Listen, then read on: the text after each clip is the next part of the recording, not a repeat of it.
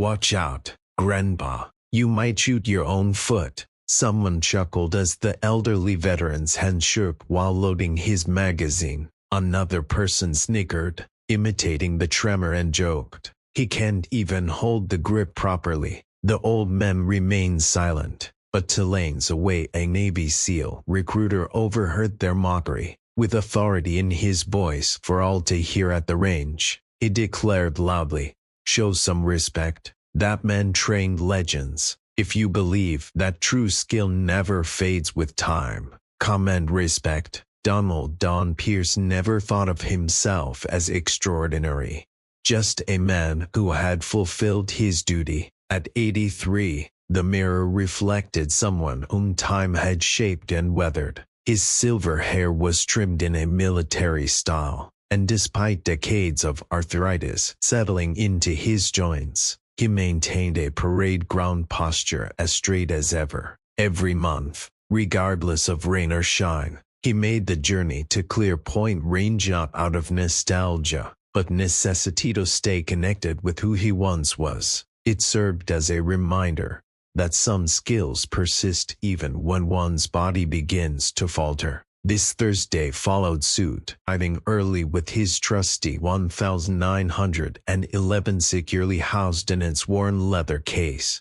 The pistol wasn't a relic or collector's item. To Don, it was the only firearm that felt like an extension of himself rather than just a tool. The shooting range was more crowded than usual, and Don waited patiently in line, while his eyes instinctively scanned the safety posters, a habit ingrained over 5 decades. Behind him, 2 men in their 30s whispered and chuckled quietly among themselves. He didn't need to turn around to know they were glancing at him. "Think Gramps here remembers which and the bullet comes out," one murmured sarcastically, still battling the Nazis in his mind. The other man responded. Don smiled politely, keeping his eyes ahead. He had come to realize that some battles weren't worth engaging in, particularly with adversaries who couldn't grasp the situation's complexity. When it was his turn, he neatly signed in. The range officer knew and noted him but didn't recognize him. He quickly went over safety instructions that Don knew by heart. "You understand?" Don murmured softly, after listening quietly, and then added under breath, "Before you were born, I've been shooting a while longer, son." "Sure thing," said muttered THE officer, half listening. Lane 7 was open. Don sailed into the booth, meticulously unpacking his case with practiced precision. He engaged in his routine, inspecting the pistol, adjusting his stance, and loading the first magazine. Then came a tremor. His hands, typically steady for everyday tasks, now betrayed him when he needed accuracy, most a slight yet noticeable shake as he loaded each round. "Hey Mark," called out a voice from lane 8 loud enough to be overheard intentionally. "Take a look at this." The words were teasing but clear.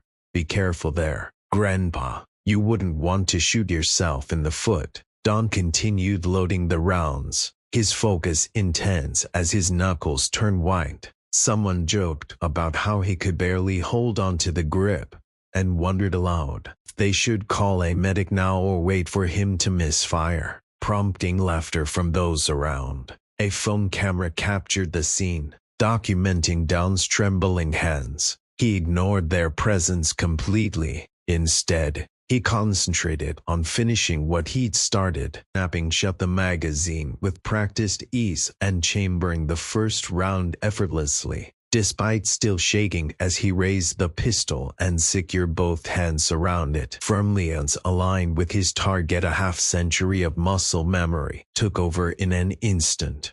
His breathing became steady, and in the pauses between heartbeats, he pulled the trigger. 6 rounds fired, each one formed a tight cluster at center mass that could be hidden under a playing card. As Don was wrapping up his session, a young man from lane 8 strolled by with an air of nonchalance. Now that he'd finished shooting, he glanced over at Don's target and started clapping slowly with exaggerated motions. "Impressive shooting there," said Shaky. He remarked loudly enough for others nearby to hear. "Have you signed up for senior discounts at funeral homes yet?" His friend chuckled, joining in the teasing. "Maybe we should escort him back to the retirement home when he's finished." Don carefully set his pistol down, keeping it pointed safely downrange with the safety engaged. He reached for a second magazine as his hand began to tremble again while reloading. Other patrons cast glances in their direction. Some frowned but remained silent. A middle-aged woman shook her head slightly in disapproval before returning to her own shooting lane. Meanwhile, a range attendant briefly glanced up from his phone, shrugged indifferently, and continued scrolling through it without concern. Don concentrated on steadying his breath. The trembling was familiar, having begun in his 50s, diagnosed with early-onset Parkinson's. It was something the doctor said could be managed with medication but would never fully disappear. Over decades, he had adjusted and found ways to maintain precision despite the tremors. As he worked now, memories drifted through his mind. Vietnam, 1968. Him kneeling in dense brush, as his rifle wavered slightly before each shot but remained steady during them. His spotter once whispered incredulously, "How do you hold it so still?" To which Pierce replied, "You shake beforehand, that's just your body getting ready for perfect calm." As an instructor, he later imparted the same wisdom to countless marksmen. "Respect the tremor," he'd say. "It's harnessing that stillness you'll require when it counts." Now positioned in lane 7, Don lifted his pistol once more and waited. The trembling didn't lessen but became insignificant. He fired again, another flawless grouping. 2 lanes over, a man observed closely, dressed in civilian attire, with jeans and a simple navy polo shirt. Lieutenant Commander James Briggs' upright stance and regulation haircut mistakably identified him as military personnel.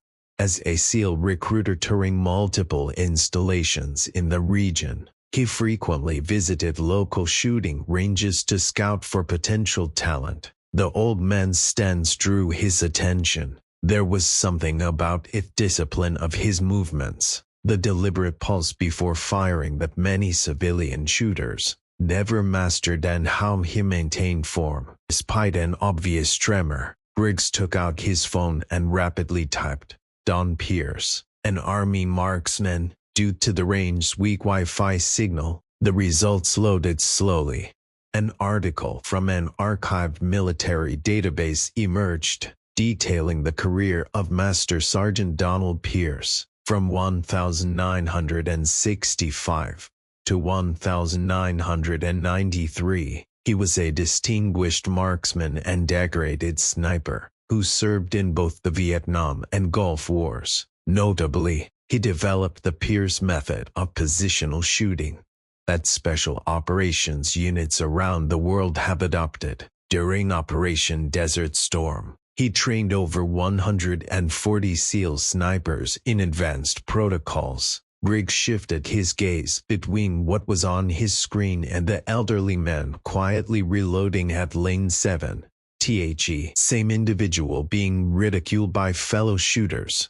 Oblivious to their own ignorance about what they were witnessing, they mocked his trembling hands, without realizing it belonged to a legend.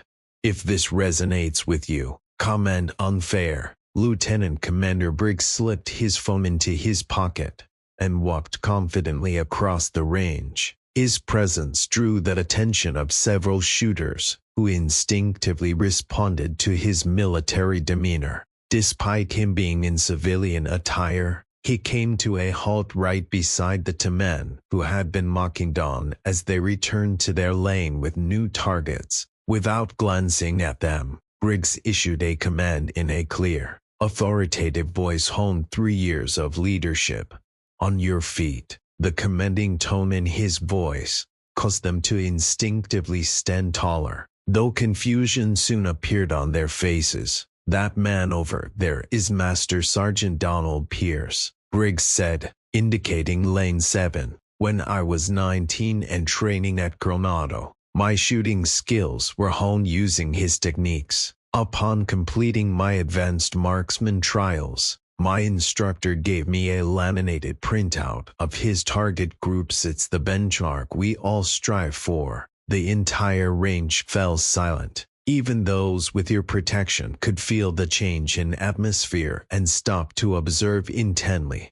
Don continued his methodical shooting, seemingly oblivious to the increasing number of onlookers. We didn't mean any disrespect, one young man stammered apologetically, adding that they were just having some fun. Briggs paid him no mind and moved toward lane 7's edge, waiting for Don to finish his round. As soon as the older man set down his pistol and turned around, Briggs stood at attention and delivered a flawless salute. "Master Sergeant Pierce," he addressed with formality in his voice. "Lieutenant Commander James Briggs, from SEAL Team for reporting here. You train my instructor, sir." Don blinked in surprise. After a brief pause, he returned the salute with his non-dominant hand. "At ease, Commander," he said, his voice feeling more robust than it had all day. "This isn't exactly a parade ground,"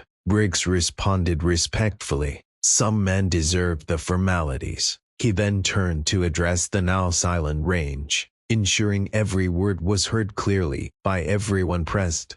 "Think mocking shaky hands is easy. Try holding a rifle for 9 hours straight in torrential rain, while awaiting that one critical shot which will save 30 lives. Attempt to remain completely motionless even as your body aches for respite, because maintaining discipline is crucial for someone else's well-being." The range manager quickly came over, detecting a possible issue. "Is there an issue here?" they asked. Briggs offered a slight smile and replied, "No problem at all. A valuable lesson in respecting our seniors, particularly the ones who laid the foundation of what we're attempting to achieve." As the manager glanced between Briggs and Don, realization struck them. Master Sergeant Pierce was none other than Don Pierce, himself, someone they hadn't initially recognized. In response to their surprise, Don gently added with humility that it wasn't necessary anyone should have known him outright. "I've been retired for quite some time, sir. I want to personally apologize for any disrespect you experienced on our range," the manager said, directing a sharp glance at the two younger men, who now stood awkwardly with their eyes lowered. "You're welcome to use lane 7 whenever you'd like, free of charge." One of those who had mocked stepped forward holding his phone and looked directly at Don. Remorse was clear in his expression. "I'm deleting this video, sir. I'm sorry for my behavior, and by the way, my grandfather served in Desert Storm as well. He might have known you." Don nodded, a gesture of acceptance without granting absolution. The other young man said nothing, opting instead to slowly take off his baseball cap as a delayed sign of respect. During the entire encounter, Don's face stayed neutral. He was neither looking for vindication nor harboring any resentment, a look that belonged to someone who had witnessed both human cruelty and compassion enough times not to be taken aback by either. The news about the confrontation spread more quickly than Don could have anticipated after a woman practicing in Lane 10 shared a short account on social media. "I saw two jerks at the gun range today, mocking an elderly man who had a tremor as he shook hands. Suddenly, their attitudes changed when they realized that this wasn't just any man. It was a Navy SEAL legend, initially ridiculed for his shaking hand, but quickly saluted for his service and legacy." Word spread fast within veterans groups, before reaching active duty forums online. By the weekend, people were sharing an old article titled "The Man Behind the Method: Don Pierce's Rifle Doctrine." Military training communities picked up on this renewed interest in Mr. Pierce's contributions to rifle training methods, widely used by special forces even now, inspiring young but divided IS candidates soon shared tributes, saying things like learning from one of our best using Pierce method, underscoring profound respect across generations toward those who paved paths through experience. Wisdom solidified over decades-long services honored here every day anew. With deep respect for the master who had created it, several people shared photos of themselves, attempting the unique stance Don had pioneered decades before. The following Thursday evening at Clear Point Range, when Don arrived, he discovered something surprising above Lane 7, a small bronze plaque that read "Reserved for Master Sergeant Donald Pierce, trainer of quiet legends." The range manager personally escorted him to his spot and said softly, "It's the least we could do for you, sir." Although slightly uncomfortable with all the attention being directed towards him now in response, Don nodded appreciatively, feeling genuinely touched by this gesture made on behalf of their admiration. As he unpacked his case, he observed a teenage girl in Lane 6 grappling with the proper grip technique. Her father was behind her, providing advice that was meant to help but lacked technical accuracy. After several unsuccessful tries, she looked over and saw Don watching her. Instead of feeling embarrassed, she stood tall and asked confidently, "Do you ever miss anything?" Don's smile widened as the creases around his eyes became more pronounced. "Only when I forget why I'm aiming," he replied warmly. She thought for a moment, then nodded with an unexpected seriousness. "Could you show me how to hold it correctly?" she asked. Don set aside his own weapon and turned to assist her, his trembling hands steady with determination. Certain lessons and legends endure through time. If you believe that true honor never fades, subscribe to my channel.